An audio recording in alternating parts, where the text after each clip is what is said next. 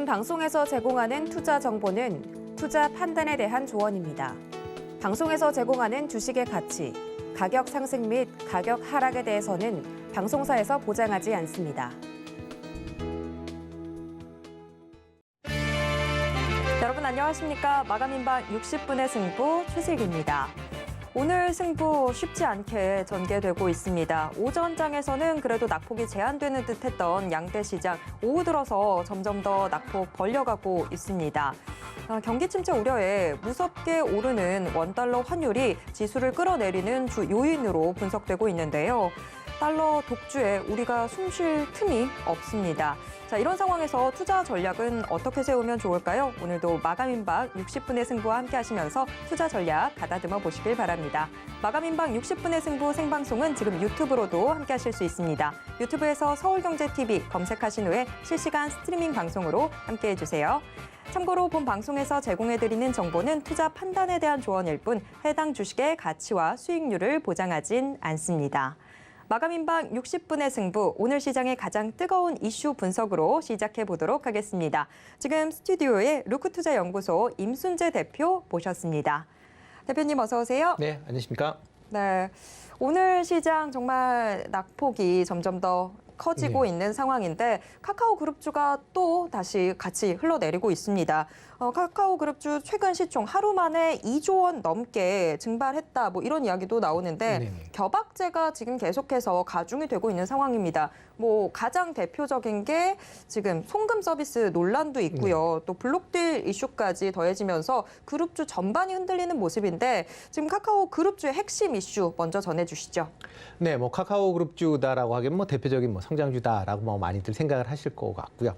그러다 보니까 이제 성장주에 대한 기대감이 과거에 이제 컸었습니다. 그랬다가 코로나 이후에 이런 성장주에 대한 기대감이 약화가 되는 그런 시점에서 카카오그룹에 대한 여러 가지 이제 악재성 재료가 지금 계속 나오고 있다라고 보시면 되겠습니다. 뭐 대표적으로 이렇게 이제 악재의 기본적인 틀은 이제 정부의 규제가 이제 강화가 되고 있는 상황이다라고 보시면 될 것 같은데요. 특히 이제 카카오 같은 경우에 여러 이제 카카오톡이라는 플랫폼을 통해서 여러 가지 사업을 비즈니스를 이제 현재 그러니까 붙이고 있는 그런 상황이다라고 보시면 되겠습니다. 이렇게 사업을 다각화하는 와중에서 기존에 이제 새로운 이제 서비스를 했었던 경우도 있지만 기존의 이제 영역을 차지하고 있었던 뭐 그런 이제 소상공인이나 자영업자와의 겹치는 부분이 생기게 되고요. 이런 이제 겹치는 부분에 대해서 일단 카카오라는 대기업이 참여를 함으로써 상대적으로 이제 피해를 받는 이런 이제 소상공인이나 자영업자들을 보호하기 위한 정부나 국회 차원에서 여러 가지 입법이 지금 진행이 되고 있는 그런 상황입니다.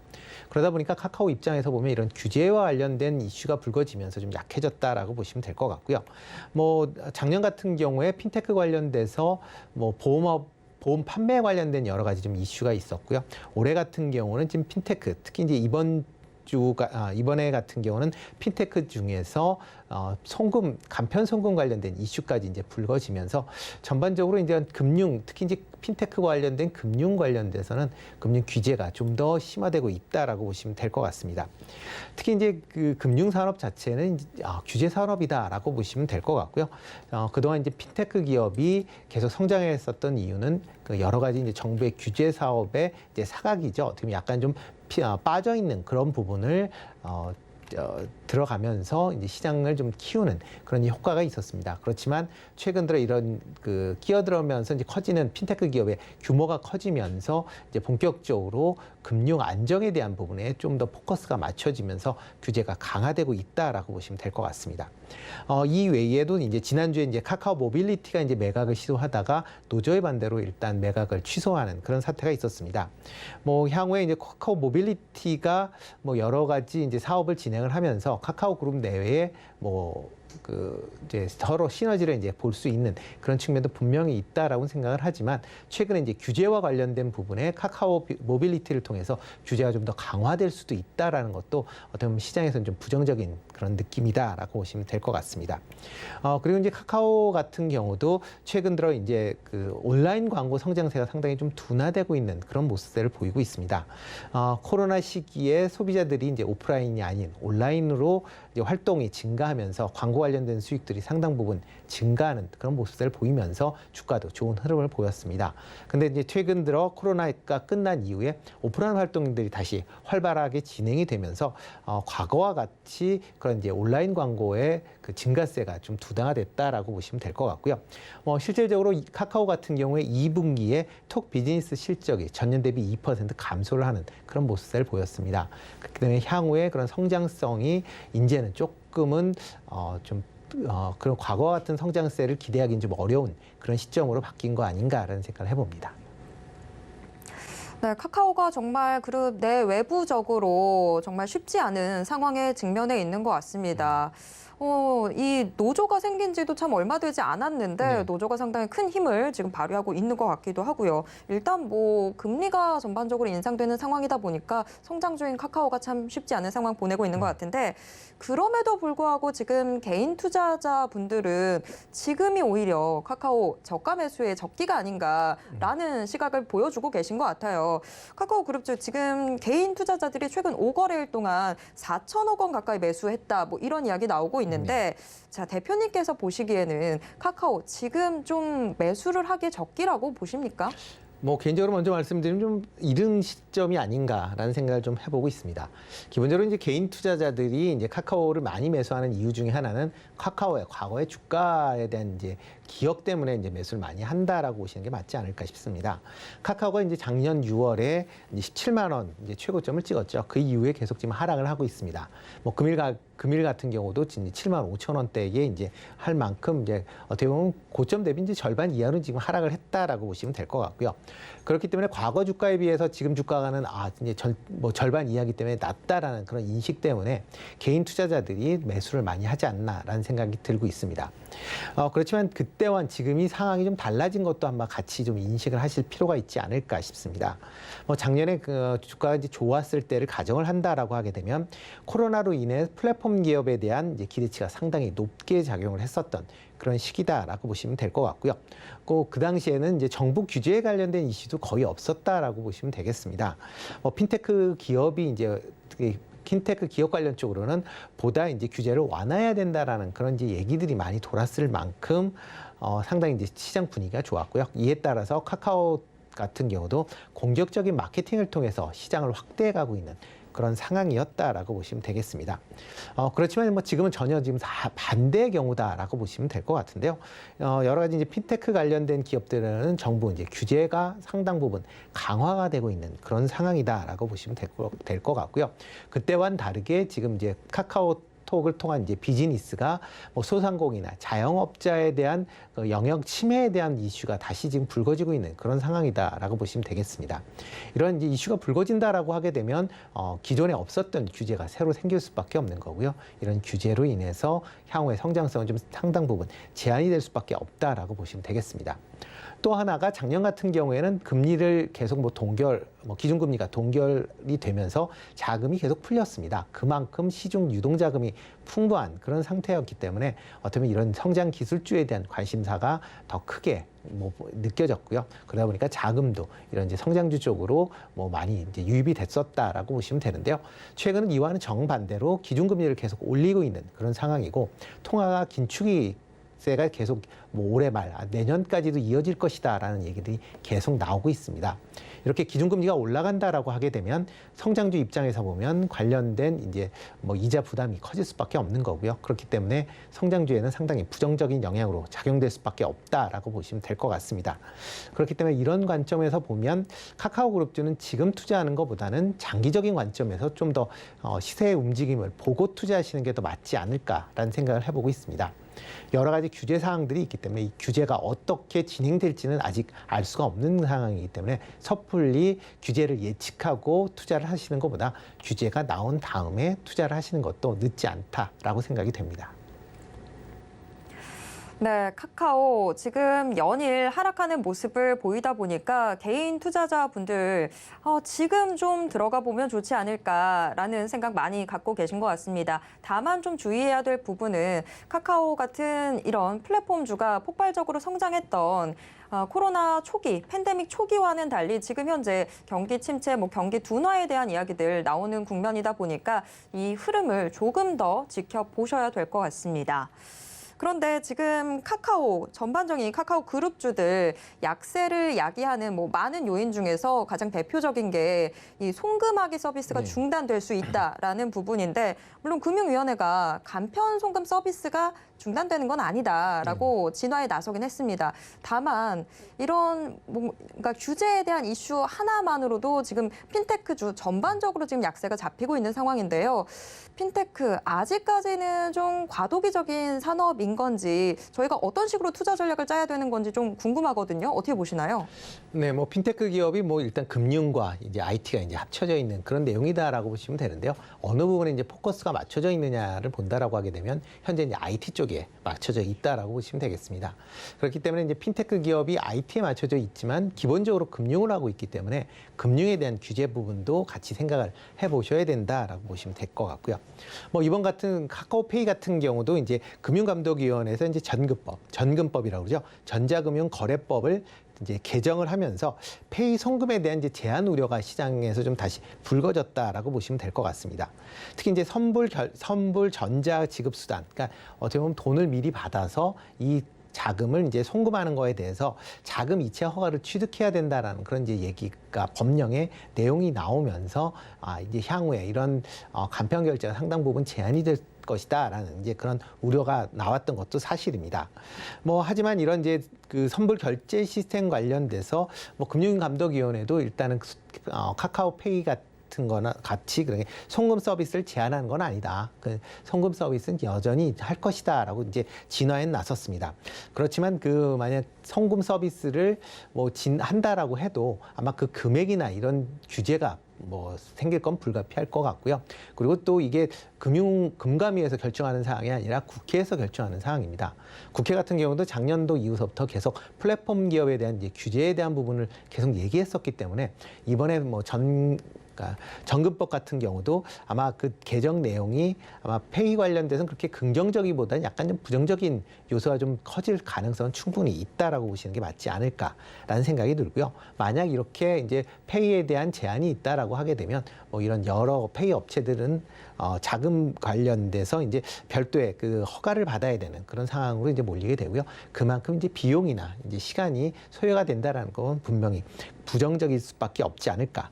그럼 단순히 이 페이 관련돼서 카카오뿐만 아니라 네이버나 토스와 같은 전반적인 핀테크 기업 쪽에 다 해당이 되는 그런 상황이지 않을까라는 생각을 좀 해보고 있습니다. 이렇게 이제 핀테크 기업이 계속 커질수록 아마 그 시장 규제는 더욱 강화될 걸로 그렇게 예상이 되고 있습니다. 금융업은 기본적으로 금융 소비자를 보호하기 위해서 여러 가지 깐깐한 제도와 규정으로 이제 규제를 하고 있는 그런 이제 산업이다 보니까 아마 핀테크 기업들이 지금까지와 다른 지금까지와 전혀 다른 금융업에 관련된 경험을 하게 될 거고요. 이렇게 금융업에 대한 이제 경험을 하면서 기존의 핀테크가 갖고 있었던 생각과는 전혀 다른 방향의 서비스가 이루어질 수밖에 없다라고 보시면 될 것 같습니다. 그러다 보면 핀테크 본연이 갖고 있는 금융 혁신이라는 부분이 상당 부분 퇴화될 수밖에 없다라고 보여지고요. 그러다 보면 지금 상황에서 핀테크 기업을 과연 투자하는 게 적당한가라고 보면 아직까지는 좀 이른 시기가 아닌가라는 생각을 해보고 있습니다. 그렇기 때문에 핀테크 기업을 투자하는 시점은 현재 비즈니스 모델이 좀 안정화된 이후에 투자를 하시는 게 좀 더 낫지 않을까라는 생각을 해보고 있습니다. 그 전까지는 여러 가지 금융 정책에 의해서 좌지우지될 가능성이 많고요. 또 지금과 같이 기존 금융회사와 큰 차별이 없다라고 하게 되면 금융회사와의 비교가 될 수밖에 없다라고 보시면 될 것 같습니다. 대표적으로 카카오뱅크 같은 경우에 반기 순이익이 38억을 기록을 했습니다. 이에 비해서 시가총액은 13조 3천억을 기록을 했는데요. 이와 이제 비슷한 시가총액을 갖고 있는 금융지주가 하나금융지주입니다. 하나금융지주가 시가총액이 11조 2천억을 기록을 하고 있습니다. 근데 반기 순이익은 1조 7천억을 기록을 하고 있거든요. 그러니까 금융지주 같이 이익은 10배 이상 큰 회사임에도 불구하고 시가총액이 더 낮다. 그러면 과연 카카오뱅크의 시가총액이 지금 현재 시점 금융업 기준으로 보면 과연 적정한 수준이냐라는 거는 한번 생각해 보셔야 되지 않을까라는 생각을 좀 해보고 있고요. 특히 그러니까 여러 가지 이제 얘기로는 핀테크 관련된 새로운 서비스를 하실 수 있다. 그리고 그로 인해서 시장을 키울 수 있다라고 얘기는 하고 있지만 국내 금융시장의 그 규모를 봐서는 성장할 수 있는 게 상당 부분 제한될 수밖에 없고요. 해외 시장으로 나가지 않는 이상은 지금의 밸류를 인정받기에는 조금 무리가 있다라고 좀 생각을 해보고 있습니다. 그렇기 때문에 지금 주가가 그 이전에 비해서 많이 하락을 한 거는 맞긴 하겠지만 아직까지도 밸류 차원에서 보면 그렇게 낮은 수준은 아니지 않느냐라고 생각을 하고 있습니다. 네, 핀테크 이제는 굉장히 생활 속에서 친숙하다라는 생각이 들었었는데 그래도 여전히 신사업은 신사업이긴 한가 봅니다. 그런데 지금 증권가에서는 여전히 카카오 그룹주를 두고 시각이 엇갈리고 있는 상황입니다. 지금 현재 그룹주 전반적으로 주가가 좀 과대평가됐다라는 이야기도 나오고 있고 일각에서는 성장주로서의 체력이 좀 충분하다라는 평가도 나오고 있습니다. 자, 지금 카카오 그룹주 전반적으로 하락하고 있는 상황이긴 한데 자, 대표님께서 앞서서 카카오 그룹주 투자에 대해서는 조금 더 시각 갖고 지켜봐야 된다라고 말씀을 해주시긴 하셨습니다만 카카오 그룹주 전반적으로 좀 살펴봤을 때 이 개별 종목들 향후 어떤 시각으로 좀 접근하면 좋을지 투자 전략 좀 세워주시죠.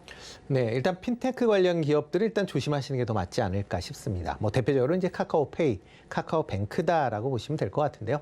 좀 전에 말씀드렸듯이 정부 금융당국의 규제안이 어떻게 적용되느냐를 확인한 다음에 투자하시는 것도 늦지 않다라고 생각이 들고 있고요. 이렇게 이제 특히 핀테크 관련된 기업들이 이제 가장 큰 리스크다라고 하게 되면 금융지주업을 하고 있는 회사들의 핀테크 업에 대한 허용 여부입니다. 지금 금융 규제에 대한 얘기들이 많이 나오는데 이렇게 핀테크 기업에 대한 부분도 일부 금융 규제가 완화가 될 걸로 그렇게 예상을 하고 있습니다. 그러면 카카오페이나 카카오뱅크와 같은 이런 핀테크 기업뿐만 아니라 기존의 금융 지주에 대해서도 핀테크 관련된 업무를 허용할 가능성은 충분히 있다라고 보시면 될 것 같고요. 금융 지주 같은 경우는 하나금융 지주도 좀 전에 말씀을 드렸지만 반기 순이익이 1조 7천억씩이나 나는 회사입니다. 그만큼 자금력이 상당 풍부하다라고 보시면 될 것 같고요. 이런 풍부한 자금력을 통해서 관련된 핀테크 서비스를 제공을 한다라고 하게 되면 기존의 핀테크 기업이 상당한 고전을 겪을 수밖에 없는 그런 상황입니다. 그런 핀테크 기업들이 갖고 있는 아주 본인만의 독창적인 서비스가 있지 않는 한 기존의 금융지주와의 경쟁에서 밀릴 가능성도 충분히 있으니까 이런 점을 감안을 해서 투자에 임하시는 게 더 맞지 않을까라는 생각을 해보고 있고요. 모 회사인 이제 카카오 같은 경우는 상대적으로 이런 핀테크 기업보다는 좀 양호한 그런 이제 실적을 보이고 있다라고 보시면 될 것 같습니다. 일단 자회사들의 실적이 들쭉날쭉은 하긴 하지만 기본적으로 카카오페이나 뱅크의 실적도 매해 꾸준히 증가하는 그런 모습을 보이고는 있습니다. 그렇기 때문에 카카오 입장에서 보면 계열사들의 실적이 좋아진다라고 하게 되면 카카오에 대한 실적도 좋아질 수 있는 그런 상황이고요. 그리고 카카오톡이라는 강력한 플랫폼을 갖고 있기 때문에 이 플랫폼을 통한 다양한 서비스가 여전히 유효하다라고 보여지고 있습니다. 특히 이제 국내 서비스뿐만 아니라 최근 해외 서비스에 대한 부분을 상당히 강조하고 있는 그런 상황입니다. 이런 강조점을 감안을 한다라고 하게 되면 카카오 같은 경우는 그렇게 나쁘지 않아 보일 것 같고요. 또 하나가 이제 컨텐츠 관련된 부분을 상당히 강화를 하고 있습니다. 컨텐츠 회사로는 아직 상장되어 있는 회사가 없기 때문에 카카오에서 관련된 컨텐츠가 좋아진다라고 하게 되면 같이 수혜를 입는다라고 보시면 될 것 같고요.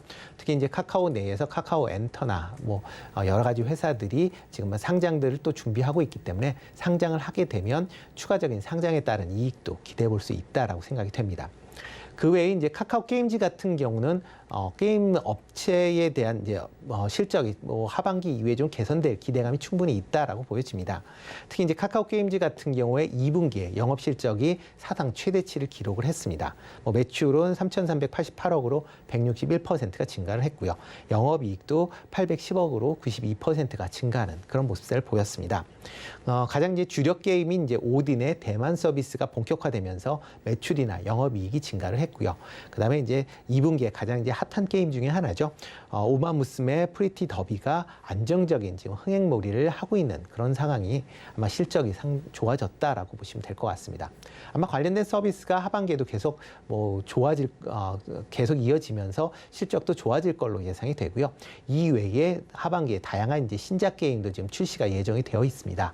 그렇기 때문에 하반기 실적은 상반기 못지않게 좋은 흐름을 이어갈 걸로 생각이 되고 있습니다.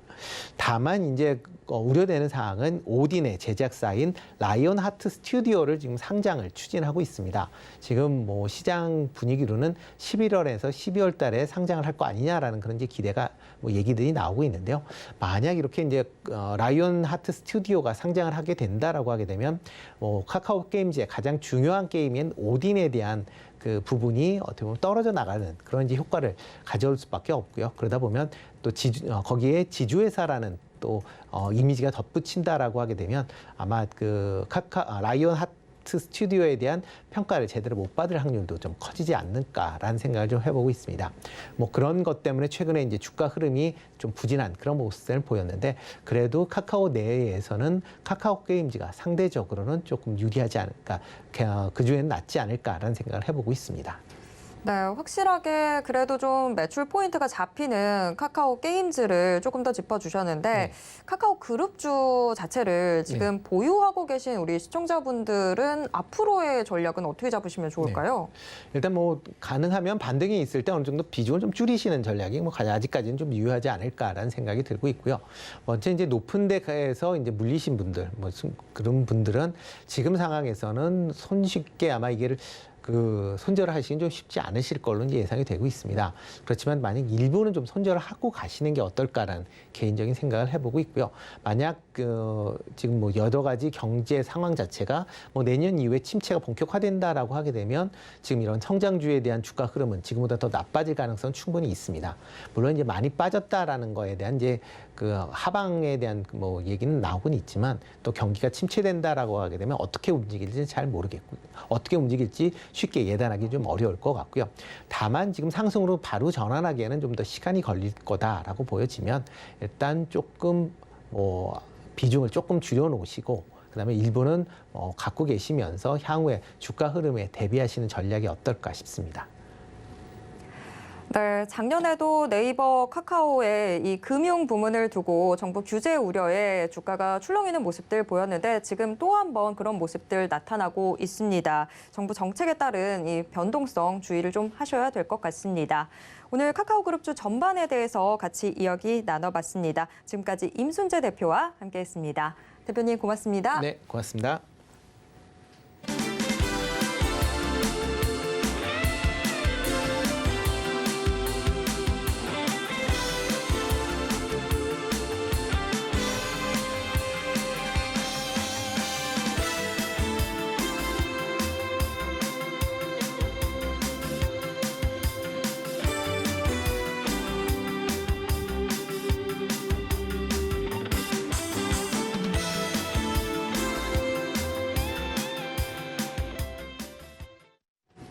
마감까지 얼마 남지 않은 지금 오늘 시장을 움직인 주요 키워드와 특징주에는 어떤 것들이 있는지 확인해 보겠습니다. 키워드 식센스, 오늘은 인베스팅 코리아의 이주호 연구원과 함께하겠습니다. 연구원님 안녕하세요. 네, 안녕하세요. 반갑습니다. 네, 오늘 코스피, 코스닥 양대 시장 모두 오후 들어서 점점 더 낙폭 확대를 하고 있습니다. 코스닥 시장은 이미 800선도 깨진 상황인데요. 오늘 시장 좀 어떻게 보셨을까요? 네, 지난주 미국 증시가 사실 썸머 랠리를 마감했다라고 말할 정도로 좀 하락전을 하면서 좀 방향성에 대한 고민에 빠진 모습을 보였다고 말할 수 있겠는데요. 특히나 이제 최근에 시장 상승 랠리를 주도했던 그 인플레이션 피크업과 연준의 금리 인하 가능성, 그리고 2분기 빅테크 기업들의 실적 후조 이런 것들이 좀 반영이 되면서 많이 올라왔었는데 사실 그로 인한 기대감이 좀 약화가 되면서 투자자들의 안전자산 선호심리 강화 이런 것들이 좀 증시 하락에 영향을 미쳤다 이렇게 볼 수 있겠고요. 특히나 이제 가상화폐, 비트코인이랑 이더리움 같은 경우도 금요일날 급락이 나오면서 사실 기술주들 위주로 차익 실현 매물이 나왔고 그로 인해서 우리나라 증시에도 오늘 영향을 줬고 우리나라 증시 같은 경우는 1%가량 대파락하면서 시작하는 모습 보여줬는데 오후 들어서 낙폭을 더 키우면서 힘을 내지 못하고 있습니다. 특히나 이제 원달러 환율도 지금 1,335원 돌파, 거의 2009년 이후에 최고치를 기록을 했고 사실 중국이랑 유럽의 경기 침체 이슈가 있는 상황에서 우리나라 증시도 이런 것들 때문에 힘을 못 내고 있는데 특히나 오늘 같은 경우는 외국인들은 의외로 매수를 해줬는데 사실 기관의 매물 폭탄이 나오면서 오늘 이렇게 증시 하락에 기여를 했다 이렇게 볼 수 있겠고요. 지금 저는 이렇게 생각합니다. 앞으로 지금 이 썸머 랠리가 단순히 그냥 베어마켓 랠리라서 데드캣 바운스의 가능성이 좀 높다라고 보고 있기 때문에 앞으로 한 번 더 충격을 받을 수 있다. 그리고 또 이번 주 잭슨홀 미팅에서 파월 의장 연설까지 있는 상황이기 때문에 이를 경계하는 흐름 보일 것으로 보고 있고요. 사실상 연준에서는 지금 인플레를 잡기 위해서 그 긴축 불사 이런 얘기까지 나오고 있는데 사실 긴축에 대한 우려가 다시 재점화되면서 증시가 빠지고 있는 부분이 있기 때문에 그 부분에 대해서 좀 지켜보면서 특히나 이번 주는 더욱더 공격적으로 매수하시기보다는 오히려 관망하시면서 좀 보수적인 접근을 하시는 게 더 좋겠다라는 판단입니다. 네, 이번 주 시장 대응도 역시나 조금 더 보수적으로 접근을 해보시는 편이 좋을 것 같습니다. 오늘 시장 한마디 먼저 들어봤고요. 오늘 시장을 움직인 주요 키워드에는 어떤 것들이 있는지 화면을 통해서 확인해 보겠습니다. 키워드 식센스 6개의 키워드 확인해 보겠습니다. 사료주가 첫 번째 키워드로 올라와 있습니다. 인도 정부가 밀 수입을 늘리기 위해서 현재 40%인 밀 수입 관세를 인하하거나 폐지하는 방안을 검토하고 있다고 전해졌는데요. 이 소식에 지금 사료주들 강세를 보이고 있습니다. 한편 천연가스의 가격 상승세도 계속해서 이어지고 있는 분위기입니다. 또 구리, 유럽 최대 업체 가격 인상 소식에 가격도 들썩이는 모습이고요. 무상증자 소식이 전해져 있는 시디즈 급등세 보이고 있습니다. 미국 국방부, 구글과 마이크로소프트의 방산 협력 소식이 시장에서 또 주목을 받고 있는 상황이고요. 초등학교와 중학교에서 코딩 교육을 의무화한다라는 소식이 전해지면서 일부 온라인 교육주가 강세를 보여주고 있습니다. 그럼 오늘 시장의 특징주 확인해 보도록 하겠습니다. 남해화학, GSE, 이구산업을 비롯해서 6개의 종목이 선정됐습니다. 이 중에서 좀 더 깊게 들어가 볼 세 종목은 남해화학, 시디즈, 링크 제니시스입니다. 네, 오늘 시장의 인기 키워드로 인도의 밀 재고량이 13년 만에 지금 최저 수준을 기록하면서 주목받고 있는 사료 관련주 이슈, 그리고 또 무상증자 가능성으로 이거래일제 현재 급등세를 보이는 종목 시디즈, 마지막으로는 정부의 코딩 교육 의무화 소식이 오늘의 이슈로 선정이 됐습니다. 각각 특징주로는 남해화학, 시디즈, 링크 제니시스가 올라와 있는데요. 우선 남해화학부터 이야기 나눠보겠습니다. 남해화학은 고일까요, 스톱일까요? 네, 남해화학은 일단 고라고 말씀드리고 싶고요. 사실 이 종목 같은 경우는 비료, 사료, 테마주이기도 합니다. 근데 테마주들 중에서도 PBR이 1배밖에 안 되는 저평가 실적주고요. 특히나 22년 1분기 실적이 작년, 그러니까 21년 1년치 영업이익을 보다 2배가 높게 지금 나온 상황입니다. 그렇기 때문에 앞으로 실적에 대한 부분 좀 기대가 되고 있고요. 사실 이럼에도 불구하고 지금 주가는 상당히 많이 빠졌습니다. 그리고 저번 그 비료 사료주들 랠리 때 많이 같이 올라왔다가 지금 다시 부정을 받았는데 저는 이 남해화학 같은 경우는 사실 이렇게 생각합니다. 물론 비료 사료 테마주긴 하지만 이 회사에서 하는 사업 중에 암모니아 사업이 있습니다. 근데 암모니아가 앞으로 우리가 맞이하게 될 수소 경제와 관련해서 수소 에너지를 운반시킬 때 필요한 게 암모니아거든요.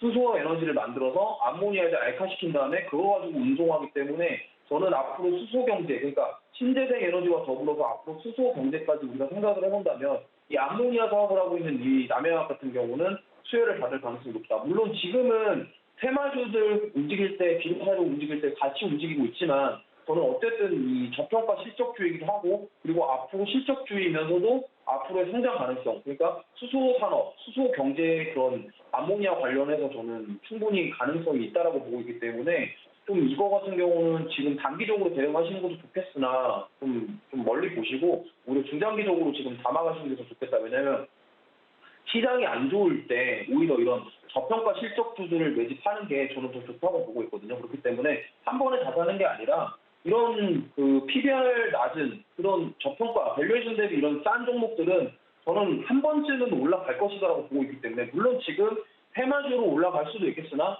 모아두고 나중에 수소 경제화하는 것들이 이슈화가 된다고 한다면 저는 충분히 시세를 줄 가능성이 있기 때문에 지금 시장이 안 좋고 충격이라고 하더라도 이러한 종목들은 조금씩 모아간다 이렇게 좀 접근하시면 좋을 것 같습니다. 네, 사료 관련 이야기 나올 때마다 남해화학 이야기 꼭 나오게 되는데 테마주로서만 접근을 할 게 아니라 지금 저평가된 실적주의 면모를 보이고 있기 때문에 시청자 여러분 주목해 보시면 좋을 것 같습니다. 남해화학 고 의견 받았습니다. 이어서 다음 키워드와 특징주 시디즈입니다. 이 좋지 못한 시장 상황에서 무상증자 이슈를 밝히면서 연일 강세를 보여주고 있는데 자, 연구원님, 그런데 무상증자 이슈가 나온 이후에 또 변동성을 걱정을 안 할 수가 없는데요. 시디즈는 고일까요, 스톱일까요? 네, 일단 이거는 스톱 말씀드리고 싶고요. 사실 이게 무상증자를 한다고 해서 주가가 오는 게 아니고요.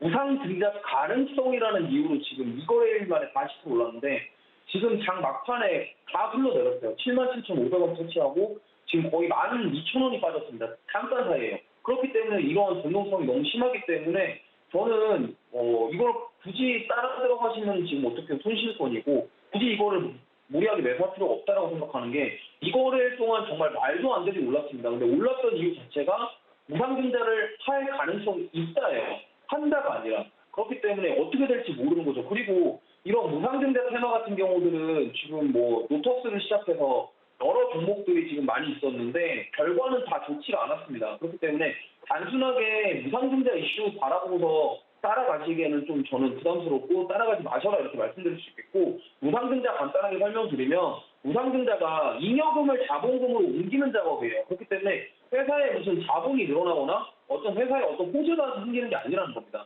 근데 지금 무상증자 테마로 뭐 500%, 600% 이슈로 주가 띄워놓고 나중에는 권리락 이후에 빼버리는 그런 형태로 지금 많이 일어나고 있는데 개인 투자자분들이나 시청자분들이 주의하셔야 될 게 바로 이 점이에요. 왜냐하면 무상증자라는 개념 자체가 어떤 기업의 자본이 늘어나고 자산이 늘어나는 게 아니라 잉여금, 남아있는 현금을 가지고 자본금으로 옮기는 작업입니다. 근데 물론 당연히 무상증자 하면은 유통 주식수가 늘어나니까 접근성이 좋고 뭐 주주 재고 가치에 이런 식으로 뭐 무상증자의 명목을 얘기하면서 주가가 오르기도 하는데 뭐 1대1 무상증자 100% 정도 이 정도는 저는 괜찮다고 보는데 500%, 600% 이런 것들 그런 것들 따라가시는 마음이 이런 거 아닐까요? 내가 사면은 3연상, 4연상 이렇게 가지 않을까? 왜? 루터스가 그랬으니까. 과거에 실리콘투가 그랬으니까. 공구음원이 그랬으니까. 이렇게 생각하셔서 따라가시는 분이 많은데 저는 이런 거 절대적으로 주의하셔야 된다고 생각해요. 왜냐면 투자를 함에 있어서 그렇게 수익을 단기간에 낼 수 있는 것도 좋지만 이런 것들 잘못 들어갔을 때 결말이 되게 안 좋게 됩니다. 그렇기 때문에 조심하셨으면 좋겠고 투자하실 때 왜 무상증자인데 상한가를 가지에 대해서 좀 파고들면 잉여금을 그냥 예를 들어서 내가 자산이 2억이 있는데 뭐 KB은행이랑 농협은행에 2개 1억씩 나눠져 있어요. 근데 농협은행에 있는 1억을 KB은행으로 옮겼다고 해서 내 2억이라는 자산이 전환이 없잖아요. 그거랑 무상증자랑 똑같다라는 겁니다. 그렇기 때문에 이 부분에 대해서 좀 무증 테마 이슈 나는 종목들만 따라가시는 분들도 많으실 텐데 어쨌든 이런 것들은 매수하지 마시고 저는 오히려 그냥 가지고 계시다면은 매수하고 나오시는 게 좋다라는 판단입니다. 네, 지금 시디즈 무상증자가 확실시된 게 아니라 무상증자 가능성만으로 연일 오르는 모습 보여줬습니다. 지금 현재는 또 상승분 반납하는 모습인데 자, 시디즈 앞으로의 이 높은 변동성에 신규 접근은 조금 자제가 필요할 것 같다라는 의견 받았습니다. 자, 이어서 마지막 키워드와 특징주 확인해 보도록 하겠습니다. 정부가 디지털 인재 양성을 목표로 초등학생 또 중학생을 대상으로 코딩 교육을 필수화하겠다 이런 계획을 발표하면서 관련주의 기대가 모이고 있는 상황인데요. 특징주로는 링크 제니시스가 꼽혔습니다. 링크 제니시스는 고일까요, 스톱일까요?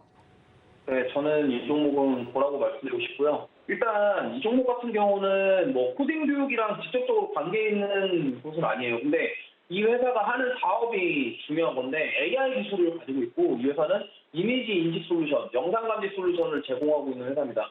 그러니까 무슨 말이냐면 로봇이나 UAM이나 뭐 기타 등등 4차 산업에 필요한 것들을 하는 사업인데 사실 삼성전자에서 무인 공장 이슈가 나왔을 때 이 종목이 좀 많이 움직이긴 했었어요. 왜냐하면 무인 공장을 할 때 로봇이 공장 자동화를 돌려야 되는데 그러면 로봇에 달린 뭐 카메라 렌즈를 가지고 이미지를 인식하거나 영상, 움직임들을 인식해서 어떤 명령을 처리해야 되는 그런 기술을 가지고 있는 거예요. 그러면 앞으로 로봇이라던가 무인산업 그리고 UAM까지 그런 것들에 다 달려있는 것들이 카메라 모듈이 그 로봇이나 이런 능력화를 할 겁니다. 그러면은 그 AI 기술들이 결국에는 앞으로 우리 4차 산업의 근간이 되는 거예요. 왜냐하면 물론 반도체나 이런 하드웨어적인 기판 구성도 필요하지만 저는 결국에는 하드웨어는 구성이 되어 있는데 결국에 로봇이나 뭐 UAM이나 기타 뭐 무인 어떤 그 4차 산업의 것들을 우리가 원격으로 제어를 하거나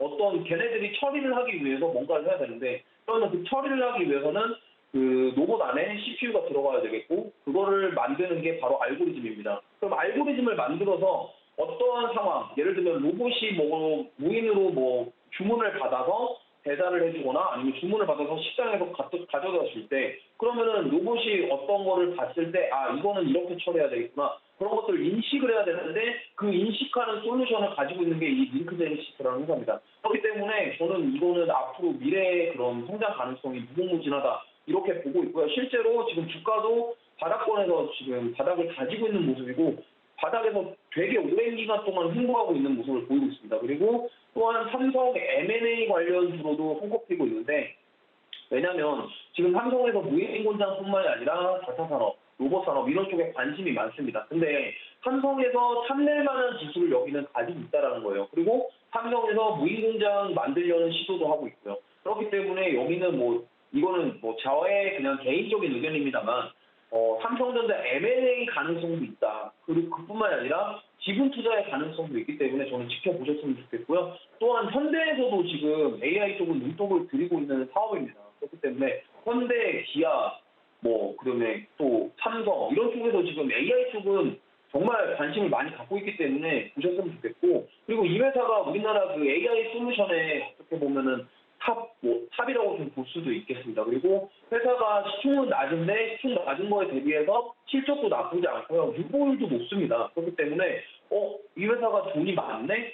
시총은 낮은데 돈이 이렇게 많아? 그러면은 뭔가를 할 수도 있다라는 거예요. 꼭 무상증자를 한다 이런 건 아니겠지만 회사에서 3자 배정 무상증자를 할 수도 있고요. 3자 배정에 해서 뭔가 지분 투자를 받는 그런 기관에 투자를 받는 그런 형태로도 뭔가 될 수가 있다. 그리고 잉여금을 갖다가 자본금으로 옮기는 작업도 충분히 할 수 있기 때문에 그 부분에 대해서 좀 관심을 가졌으면 좋겠고 그것 때문에 저는 뭐라고 말씀드리고 싶습니다. 네, MZ세대 다음은 코딩 세대, 비코딩 세대로 나뉠지도 모르겠습니다. 자, 링크 제니시스 고 의견 받았습니다. 이렇게 오늘 시장의 인기 키워드와 특징주 모두 확인해봤습니다. 지금까지 이주호 연구원과 함께했습니다. 연구원님 고맙습니다. 네, 감사합니다.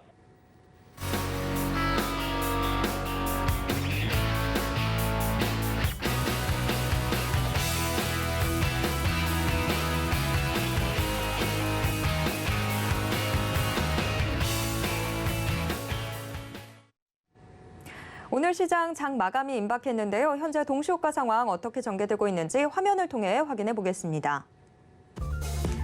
코스피 지수 낙폭 계속 벌리면서 1.19% 내린 2,463선에서 장 마칠 것으로 예상됩니다. 이어서 코스피 수급 확인해 보겠습니다. 13년여 만에 원달러 환율이 장중 1,340원 돌파했지만 외국인 아직까지는 시장에 머무르고 있습니다. 외국인 오늘로 5거래일 연속 물량 담는 중입니다. 반면 같은 기간 기관은 팔자로 일관하고 있는데요. 더군다나 오늘 시간이 지날수록 매도 규모 점점 더 커지면서 지수를 끌어내리고 있습니다. 이어서 코스피 시총 상위 1위에서 5위권 종목 확인해 보도록 하겠습니다.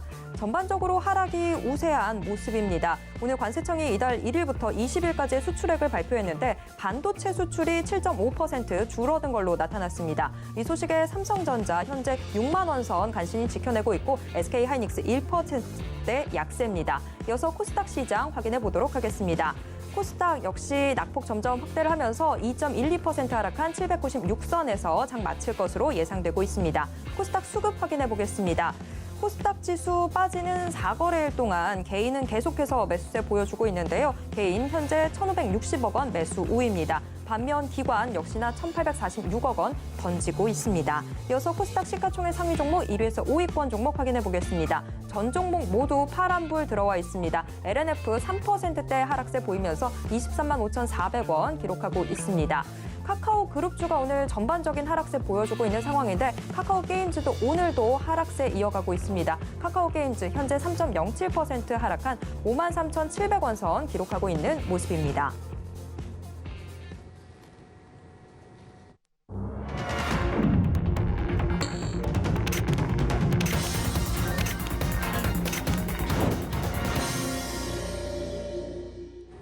네, 이번 코너는 이정수의 신의 한 수 시간입니다. 매일 장 마감 이후 서울경제TV 리드온 이정수 파트너가 시장 분석과 함께 특징주들 짚어드리고 있는데요. 지금 이정수 파트너 연결돼 있습니다. 파트너님 안녕하세요.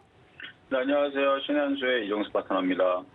네, 오늘 코스피 코스닥 양대 시장 모두 점점 더 낙폭 확대하면서 장을 마쳤는데요. 오늘 시장 좀 어떻게 보셨는지 가져오신 특징주와 함께 분석 부탁드립니다. 네, 오늘 우리나라 시장이 조정받은 것은 미국 시장이 조정을 받았기 때문에 그래서 영향을 받은 게 확실합니다. 그러니까 미국 시장이 하락했는데 우리나라 시장이 올라간다라고 여러분들이 기대하지는 않았을 거예요. 그래서 여러분들이 기대만큼 급등하지 못하고 미국 시장이 빠졌기 때문에 떨어진 건데 그럼 미국 시장이 떨어진 거는 뭔가 지금 큰일이 나서 떨어진 거냐? 그거는 아니고 그동안 많이 올라갔으니까 올린 거에 따른 이제 조정을 받은 거고요. 거기서 특히 이제 나스닥이 더 많이 빠졌기 때문에 우리나라 이제 기술주로부터 해서 이제 긴축에 대한 얘기와 금리 인상에 대한 얘기들은 원래 늘 있었던 얘기들이니까 그래서 지수가 올라가고 조정을 받는 미국은 단기 조정으로 시작이 된 겁니다. 그래서 단기 조정이 지난주 금요일 날 시작이 된 거고요. 나스닥도 드디어 단기 조정이 시작이 된 거예요. 그래서 미국 시장은 단기 조정이 이제 막 시작이 됐기 때문에 단기 조정을 마무리를 해야 돼요. 그래서 며칠간은 좀 조정을 받겠죠. 그럼 그 조정받는 구간에 우리나라 시장 혼자 올라가는 일은 당연히 여러분들 생각도 마찬가지 없겠죠. 그러니까 미국 시장 반등 주기 전에서는 우리나라 시장이 올라간다는 생각은 하지 말고 그래도 어디서 잘 버틸 건가, 2,450을 잘 지킬 건가, 혹시나 미국 시장이 더 빠져서 조금 더 떨어지면 2,400도 내려올 수 있는데 이거는 조금 오바스럽긴 합니다. 미국은 21선, 61선을 잘 지키고 있는 상태에서 우리나라만 혼자 61선을 깨고 내려가는 거는 조금 좀 더 많이 빠진다고 봐야 되겠죠. 어쨌든 많이 올라가고 나서 얘네들은 어느 정도 조정을 받은 다음에 다시 바닥을 잡고 다시 반등을 주는 흐름으로 아마 바뀔 것 같고요. 그 전까지 여러분들은 잘 버텨야 됩니다. 잘 버티라고 말씀을 드리는 이유들은 외국인들이 주식을 사요. 전날도 외국인들이 주식을 샀고 그래서 지금 종목들이 그럼 다 빠지느냐? 그것도 안 그래요. 오늘 보면은 사료주들이 오랜만에 강세 흐름을 보였습니다. 이유는 왜 움직였는지는 이따가 좀 말씀을 드리겠지만 그래도 시장에서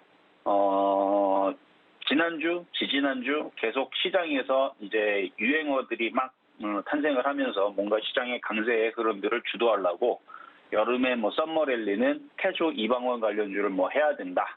이쪽이 주도주다 그랬는데 저도 역시 7월 달서부터 해서 태양광, 풍력, 에너지 관련주, 신재생 에너지 관련주 이쪽과 그리고 거기에서 파생하는 원자력 테마 그리고 온실가스, 2차 전지 이걸 얘기했었는데 거기다가 방산주도 여러분들한테 계속 삼성전자보다 좋은 거는 방산주라 그랬죠. 근데 이거를 다 모두 다 앞머리를 따서 그 단어를 만들면 태조 이방원이라는 종목이 똑같이 나오게 돼요. 그래서 태조 이방원은 태양광, 조선주, 저는 조선주보다는 조선기자재를 얘기를 하는데 어쨌든 조선주, 태조 이방원, 이는 이제 2차 전지, 방은 방산주, 원은 원자력을 얘기를 하는 거거든요. 근데 그 시장의 테마가 흐름이 오늘 깨졌느냐? 아니에요. 안 깨졌어요. 깨진다는 것은 뭔가 그 장대 음봉에 거래가 실리면서 기가 외국인들이 왕창 던지는 걸 얘기를 하는데 오늘 성광밴드라든지 한전 KPS라든지 두산 에너빌리타라든지 원전 테마주의 흐름들이 깨졌느냐? 깨지긴 어딜 깨져요. 하나도 안 깨졌어요. 오늘도 두산에너빌리티는 외국인들과 기관들이 열심히 삽니다. 뭐 그럼 한전 KPS는 팔았을까요? 한번 볼까요? 한번. 안 팔죠? 주도주 안 죽었습니다. 원전 테마주들, 그다음 조선기자재, 성광밴드. 외국인들이 사죠. 7만 8천 주. 개인들만 팔았네요. 그러니까 여전히 주도주의 흐름은 살아있다고 보고 있고요. 그리고 오랜만에 저쪽에 있는 그 사료주들도 돌아섰기 때문에, 돌아섰다기보다는 오랜만에 좀 강세를 보였기 때문에 시장은 그냥 차별화장이다 이렇게 보는데, 그러면 사료주가 진짜로 여기서부터 지난번에 강했던 것처럼 강하게 움직일 거냐? 그거는 아직은 아닌 것 같아요. 제가 사료주들을 좋아하긴 하지만 저는 저게 7월 달에 움직이지 못한 걸 보고, 이거는 세력들이 더 매집을 한 다음에 10월 달, 11월 달, 그러니까 인플레이션이 이제 그게 차오르려고 할 때, 그래서 올 연말쯤이나 움직이겠구나 라고 저는 예상을 하고 있는데, 차트를 봐도 그렇고, 그래서 사실 사료주들은 하여튼 올 연말에는 좋을 것 같기는 해요. 어쨌든 지금 시장에서는 태조 이방원이라는 이쪽에 있는 섹터가 여전히 강세로 있기 때문에 시장은 죽지 않는다. 하지만 죽지는 않는다. 그래서 조정이 없다는 건 아닙니다. 그래서 조정권으로 들어가고 있기 때문에 조정을 받으면 태조 이방원을 조정시 매수를 해야 됩니다. 그쪽에서 만만한 쪽은 원자력이 될 거고, 풍력 조선기자들도 조정받으면 살 수 있는 종목이 되고, 어쨌든 외국인들이 사고 있는 쪽은 그쪽인 것 같으니까 그쪽을 여러분들 잘 보시면 될 것 같고요. 자, 그럼 오늘 종목 두 가지 살펴보겠습니다. 자, 먼저 한일사료부터 볼게요. 한일사료. 자, 오늘 오랜만에 강하게 움직인 사료주들인데 미래생명자원도 오늘 강했고요. 한탑도 강했습니다. 그리고 이름이 바뀌었죠. 현대사료에서 카나리아, 바이오 이쪽도 강했고, 그래서 사료주들이 오랜만에 강했고 한데, 이게 강했던 이유들은 인도에서 밀 수입 관세를 인하를 하거나 폐지에 대한 검토를 하고 있답니다. 이유는 밀 재고량이 인도에서 13년 만에 최저치를 기록했기 때문에 인도 정부에서 밀 수입을 늘리기 위해서 관세를 인하를 할 거라는 얘기입니다. 결론적으로는 지금 인도가 최악의 이상고온에 시달리면서 겨울 밀 수확에 대한 그 타격을 크게 받았다, 뭐 이런 얘기이기 때문에, 그래가지고 지금 결국은 자국의 식량이 모자르니까, 그래서 전 세계에 있는 밀들을 자기네들이 수입하고 싶은데, 수입 물량 사실은 별로 없을 텐데, 어쨌든 수입을 하는 데 있어서 관세를 인하하거나 폐지를 해가지고 뭐 수입을 하겠다 이건데, 없어서 난리죠. 어쨌든 그래서 지금 움직인 겁니다. 그래서 현대사료는 한일사료는 주가가 지금 한번 이제 거래가 이제 좀 실렸어요. 그래서 요거는 이제 당분간은 이게 이렇게 이전에 있었던 이 강세는 지금은 어려워 보입니다만, 8,000원에서 잘 가면 10,000원 정도, 근데 10,000원 좀 오버하고 한 8,000원까지는 그래도 도달할 수 있을 것 같아요. 그리고 상승했다가 조정받으면 다시 갈 가능성이 높습니다. 그래서 사료주들은 올 연말에서는 이런 애들이 다시 거래를 실리면 크게 갈 수 있는데, 지금은 일부 종목들만 거래가 실리고 대부분은 거래가 아직은 없어요. 그러니까 아직은 조금 더 있어 봐야 될 것 같다라는 생각입니다. 어쨌든 이 정도 말씀을 드렸고, 자, 두 번째는 한국카본인데요. 한국카본. 지금 오늘도 강했던 이제 섹터가 요거랑 이제 셰일가스 관련주들, 천연가스 관련주들이죠. 그래서 지금 천연가스 가격이 상승세를 계속 강하게 주고 있는데, 이유는 뭐 러시아하고 우크라이나하고 전쟁 상황에서 러시아가 자꾸 유럽한테 가스를 안 주니까 이제 겨울이 코앞에 있고, 그러니까 유럽들은 이제 발등에 이제 불이 떨어졌죠. 그래갖고 지금 천연가스 가격이 계속 올라가니까 움직이는 건데, 한국카본은 조선 기자재이면서 그쪽 가스 관련주에도 같이 들어갑니다. 그래서 이게 지금 추세가 굉장히 강하거든요. 그래서 이런 애들은 계속 우상향으로 이렇게 계속 타고 갈 가능성이 높아서, 가지고 있다면 그냥 보유하시는 게 낫고, 없다면 이런 종목들이 조정받으면 시장이 차별화장이기 때문에 이런 애들은 조정받으면 매매로 들어가기 참 좋은 종목이어서 14,000원 쪽으로 조정받으면 공략했을 때 먹을 확률이 높은 종목이고요. 일단 이 정도 말씀을 드리면서, 자, 세 번째는 실전 매매 정수에서 원전 테마 한전 KPS 말씀을 드렸는데, 태조 이방원 원자력이 들어가죠. 원자력 좋습니다. 그래서 원전 테마주 얘도 아까 전에 수급을 보니까 계속 외국인들이 사고 기관들도 사고 투신도 사죠. 조정은 짧고 다시 우상향으로 위쪽으로 갈 가능성이 높으니까 계속 이런 애들은 가져가실 필요가 있습니다. 자, 그럼 시장 점수 정리하도록 하겠습니다. 자, 시장 점수는 70.2 조정으로 들어갔어요, 미국이. 그래서 우리나라도 계속 조정을 먼저 받았죠. 지난주 목요일부터 조정이 시작됐지만 어쨌든 조정이 미국이 끝나지 않으면 계속 조정으로 들어갑니다. 그래서 70.2, 매수 포인트는 65.0. 에너지 관련주들은 계속 좋을 텐데 오늘은 매수하기가 좀 그래요. 그래서 70.2 평가하도록 하겠습니다. 자, 여기까지 이정수의 신한수였습니다. 네, 시장 점수 다소 좀 위축이 됐네요. 이정수 파트너의 전국 강연회 8월의 마지막 주말인 이번 주 주말, 토요일에는 대구를 그리고 일요일에는 부산을 찾습니다. 각각 참여 인원 한정돼 있는 만큼 이 기회 놓치지 말고 꼭 함께 보시길 바랍니다. 그리고 이정수 파트너의 이 못다한 이야기 계속해서 소통 방송으로 함께할 수 있는 이 자리 놓치고 싶지 않으신 분들은요. 문자 받는 사람 번호에 샵 0082 입력하신 후에 신의 한 수라고 적어서 문자 보내주시길 바랍니다. 지금까지 이정수 파트너의 신의 한 수 시간이었습니다. 파트너님 고맙습니다. 네, 감사합니다. 네, 마감인방 60분의 승부 또 1시간 동안 빠르게 달려왔는데요. 참고로 본 방송에서 제공해드리는 정보는 투자 판단에 대한 조언일 뿐 해당 주식의 가치와 수익률을 보장하진 않습니다. 네, 저는 내일 이 시간 다시 돌아오도록 하겠습니다. 함께해 주신 여러분 고맙습니다.